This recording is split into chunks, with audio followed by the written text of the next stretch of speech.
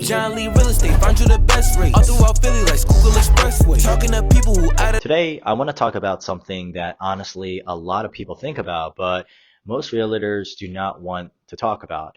Are real estate agents actually worth the commission? And before you think this is going to be me defending every realtor and saying, of course, we're worth it, this is not where I'm going with this because I'll be honest.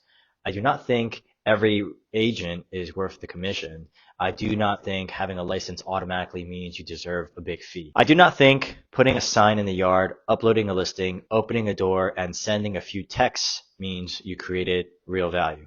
So if you're a consumer and you're ever wondering, what am I actually paying for? I think that is a fair question. Actually, I think that's a great question. And agents should not be afraid to answer it. The reason this topic has always stuck with me goes all the way back to high school.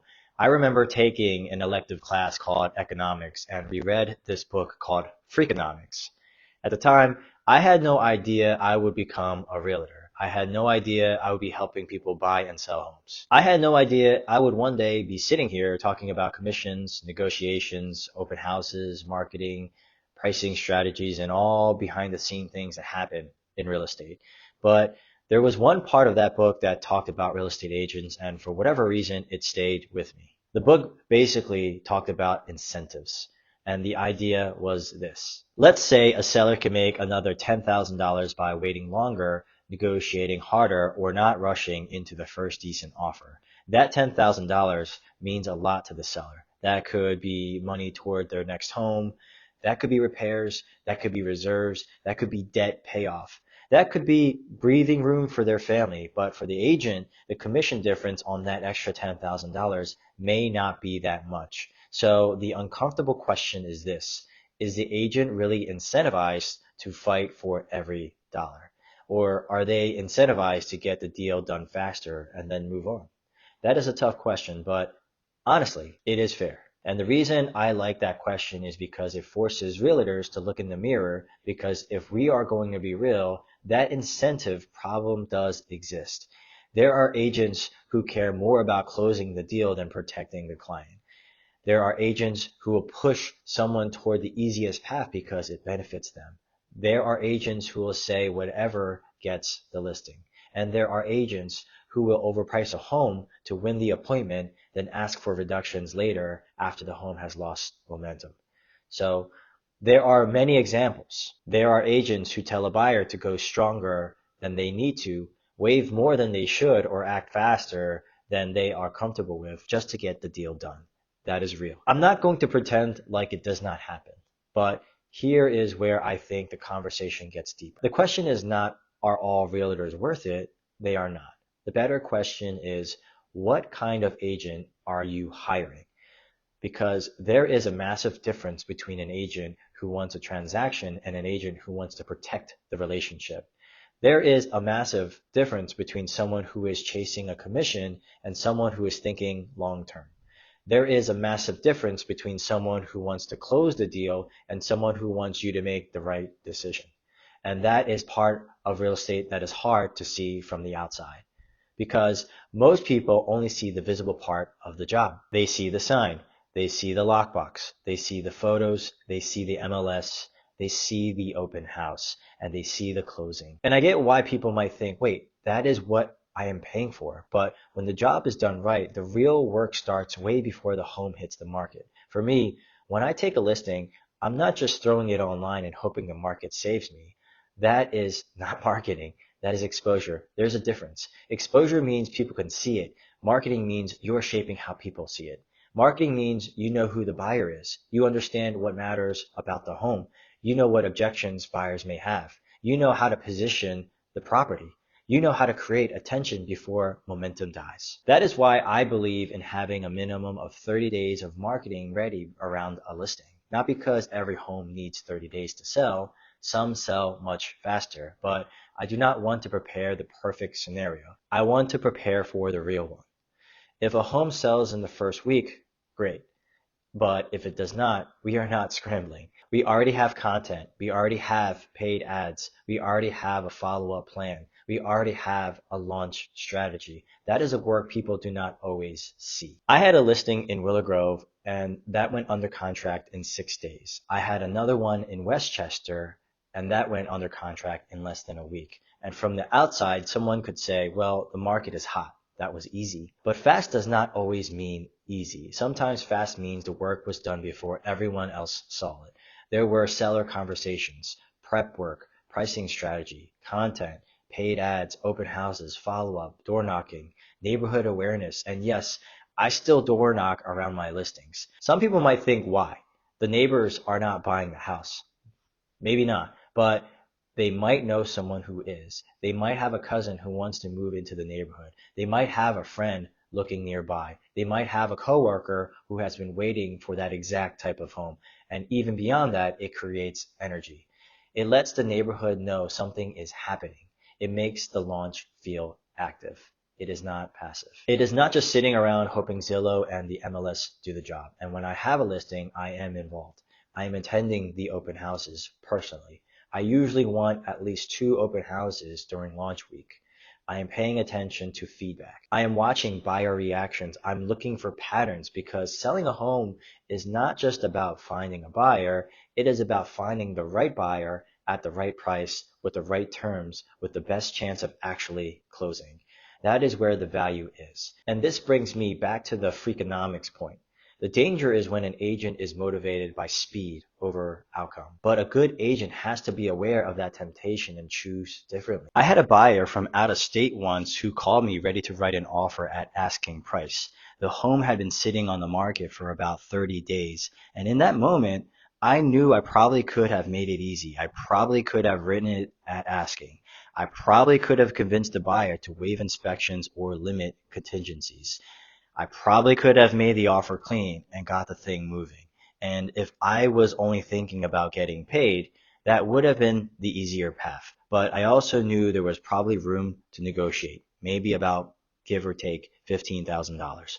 And that is where this gets real. Because to an agent, the commission difference on that may not change your life, but to the client, $15,000 is real money, right? That is furniture, that is repairs, that is cash reserves, that is closing cost help, that is breathing room. That could change how comfortable someone feels after buying the home. So in that moment, the question is, do I use the client's trust to make my life easier? Or do I use that trust to protect them? And that is the job. That is the burden. And I have seen it on the seller side too. I had a seller once where we went under contract and the buyer backed out midway through, and that is very, very, very stressful. The seller had already mentally moved forward, then all of a sudden we are back in uncertainty. We had previously had an offer that was more than $35,000 over asking, and the deal was gone. Then another agent I knew, someone who was good for it, brought us an offer close to asking. It was a real offer, but we had to take it that day. Now, from an agent standpoint, that is tempting because the deal is right there. You take it, you move on, and you avoid the stress. You avoid uncertainty, but the seller trusted me. And after we talked through it, we decided to decline and go back to the market. That is not an easy decision because after a buyer backs out, fear creeps in. You start thinking, what if we do not get another offer? What if this house was the best one? What if we made a mistake? But sometimes leadership means helping the client not make a fear-based decision. That is the part of the business that does not show up on paper. Economists can talk about incentives. Books can talk about commissions. Consumers can compare fees, and all of that matters. But real estate still comes down to something very human. Know you, like you, trust you. And honestly, that trust is powerful. Sometimes it's scary how much influence an agent can have when a client truly trusts them. A client is making one of the biggest financial decisions of their life, and they are looking at you asking, what do you think? That is a lot of responsibility. You can push someone. You can slow someone down. You can make something feel urgent. You can make something feel risky. You can frame the decision in a way that changes what they do next. And that is power. And like the Spider-Man quote says, with great power comes great responsibility. I know it sounds funny to bring up Spider-Man in a real estate podcast, but it is true. If clients trust us with that level of influence, then we have a responsibility not to abuse it, not to manipulate it, not to use it just to make the deal easier. And to me, that is part of what a good agent is paid for. Not just paperwork, not just the MLS, not just opening a door, not just hosting an open house, but carrying the responsibility of advice that can move tens of thousands of dollars. That is the burden. And I'm glad to carry that burden because that is the difference between being a salesperson and being an advisor. A salesperson asks, how do I get this closed? An advisor asks, what is the right decision for this client? And sometimes the right decision is to move forward. And sometimes it is to negotiate harder. Sometimes it is to pause. Sometimes it is to walk away. Sometimes it is to tell the client something they do not want to hear. That is where trust is built. Not when everything is easy. Trust is built when the decision is uncomfortable. If you are a consumer listening to this, I would not just ask an agent, what do you charge? That is a fair question, but it is not the only question. Ask, what do you actually do before my home hits the market? How do you price a home? How will you market How will you market it beyond the MLS? What happens if we do not get offers right away? Will you personally attend the open house? How do you handle multiple offer situations? How do you compare price, terms, contingencies, and risk? And here is my favorite question. What would you tell me that another agent might be afraid to say? That question will tell you a lot because the best agent is not always the one who makes you feel the most comfortable in the appointment. Sometimes the best agent is the one who tells you the truth before the market tells you the truth. And the market is a lot less gentle. The market does not care about your feelings. The market does not care what number you hope for. The market does not care what you need to net. The market does not care what your neighbor sold it if your home is different. That is what you need. So are realtors worth the commission? My honest answer is some are not.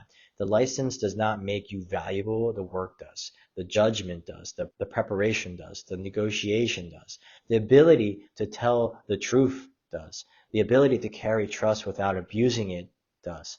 That is what consumers should be looking for, not the cheapest agent, not the loudest agent, not the agent who promises the highest number. Look for the clearest agent, the most prepared agent, the agent who can explain their strategy, the agent who has a process, the agent who is willing to protect you even when it makes their job harder. That is the kind of agent who can justify the commission, not because they say they are worth it, but because they earn it. Yes, because they earn it. And if you are an agent listening to this, my challenge is simple. Do not just defend your commission. You have to earn it. Build the process, do the work, tell the truth, think long term, and ultimately protect the client because the commission may be how you get paid, but trust is how you build a business. And that is my honest take. Freakonomics was right to challenge the industry. The incentive problem is real, but it does not have to define every agent. The best agents are aware of that temptation and choose to operate differently. They build their business on trust, reputation, preparation, and doing the right thing because commission should not just be charged, it should be earned. John Lee Real Estate, found you the best rate. All throughout Philly like Schuylkill Expressway. Talking to people who out of